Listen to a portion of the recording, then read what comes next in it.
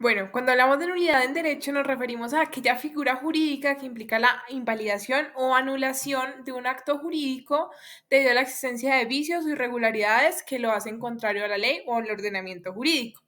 Este tiene como consecuencias que el acto afectado sea considerado como si nunca hubiera existido, lo que significa que sus efectos jurídicos quedan sin ningún tipo de validez.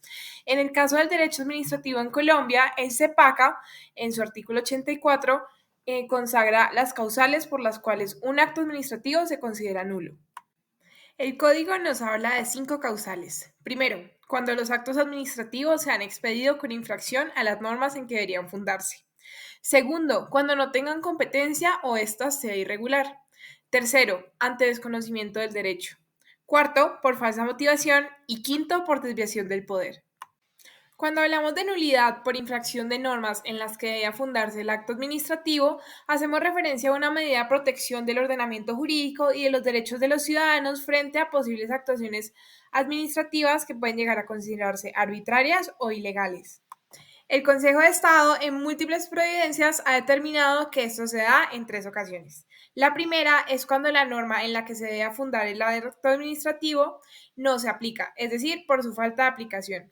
Aquí se ignora la existencia de la norma, ya sea porque no se conoce o porque no se aplica a la solución del caso en específico.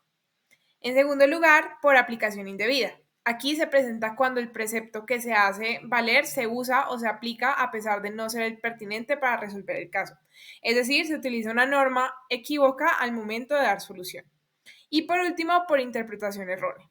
Esto es cuando se le asigna a la norma un sentido o un alcance que no corresponde al que se deseaba. La segunda causal de nulidad de la que nos habla el código es la falta de competencia o irregularidad en la misma. La competencia la tomamos como la facultad o el poder jurídico que tiene una autoridad para ejercer una determinada función. Es decir, cuando hay falta de competencia es cuando el autor profiere un acto pese a que no tenía el poder legal para expedirlo. Es decir, cuando la decisión se toma sin que esa persona esté facultada para tomar esa decisión, valga la redundancia. Entonces aquí viene la duda de quiénes son competentes. Cualquier autoridad pública puede emitir actos administrativos, independientemente del nivel al que pertenezcan, es decir, que pueden ser expedidos por autoridades de orden nacional, territorial o por órganos de control.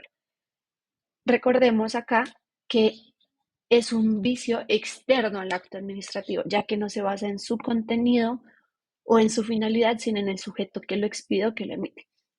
Un ejemplo de la irregularidad de la competencia o la falta de competencia es cuando un acto se expide sin la firma de la entidad encargada. Más concretamente, como ya vimos que toda entidad administrativa está facultada para emitir actos administrativos, ¿cómo es que se puede decir que hay falta de competencia si una autoridad u otra pues emite el acto administrativo? Leyendo para pues el trabajo me encontré con una sentencia que hablaba sobre la capacidad o la competencia que tenía el alcalde de Ibagué de expedir un decreto.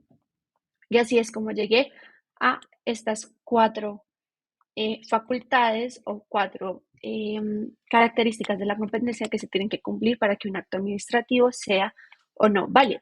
El primero es la autoridad legal, y es que pues, la autoridad que expide el acto administrativo tiene que estar facultada dentro del ámbito legal para expedirlo. Entonces, un claro ejemplo de esto es cuando la Superintendencia de Industria y Comercio pues expide algún decreto de industria y comercio, sin ser redundante, pero pues está legalmente facultada para expedir este decreto. También hay competencia territorial, que era esta en la que se basaba básicamente la sentencia, y es que pues no puede el alcalde de Bogotá expedir un decreto para Ibagué, por ejemplo. Entonces, pues la competencia territorial es básicamente la potestad que tenga la autoridad para emitir el acto en su zona geográfica. O pues digamos ya, si es una entidad a nivel nacional, pues que la tenga a nivel nacional. Siguiendo está la competencia material, que es que básicamente hay una relación entre el decreto, el acto y eh, pues la, la situación actual que esté sucediendo. Esto no va tanto con la capacidad de la autoridad o de la competencia, sino más como a nivel general, pero me pareció interesante ponerlo ahí. Y por último está la competencia temporal, que es que algunos actos administrativos se otorgan o la facultad de emitir estos actos administrativos se otorgan en una temporalidad o en una línea de tiempo estricta. Y si se sale de esta línea de tiempo, pues ya la persona no estaba facultada para expedir el acto administrativo. Bueno, ahora hablaremos de la siguiente causal que habla sobre el desconocimiento del derecho de audiencia y defensa. Básicamente, esta causal está enteramente relacionada con el principio constitucional del debido proceso que está contenido en el artículo 29 de la Constitución Política, como lo estamos viendo a continuación en la presentación. Básicamente, esta se encarga más que todo en posibilitar al administrado participar en el proceso de formación del acto como tal, hacerse escuchar y ejercer su derecho a la defensa como tal. Una muestra de lo dicho también lo podemos encontrar consagrado en el artículo 35 del CEPACA, el cual se centra, como dice su título, en el trámite de la actuación y audiencias.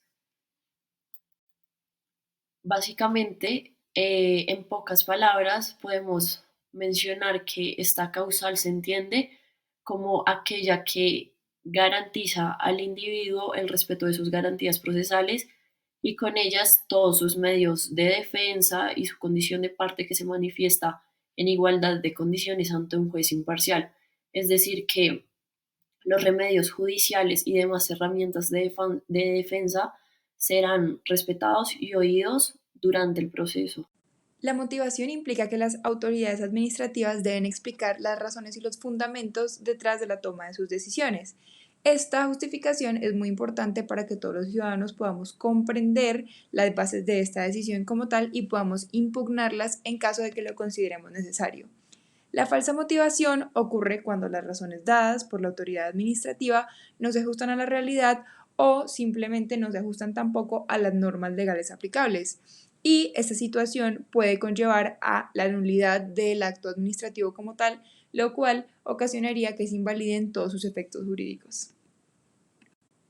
El hecho de que se pueda acreditar que en efecto hubo una falsa motivación detrás de la toma de decisión de un acto administrativo genera ciertos tipos de efecto. Como lo mencioné anteriormente, el efecto principal es la anulación del acto administrativo como tal, lo cual significa que cesan todos los efectos jurídicos y tiene como consecuencia como si ese acto nunca hubiese existido. Es muy importante este control, ya que lo que podemos hacer como ciudadanos es ejercerlo y asegurarnos de que la administración pública está actuando conforme a la ley. Además de que se pueda detener el acto administrativo con la falta de motivación y, en su efecto, corregirlo para que así se pueda garantizar la transparencia y la legalidad de la actuación administrativa. La causal de desviación del poder está presente en el artículo 137 del Código de Procedimiento Administrativo y de lo Contencioso Administrativo, CEPAC.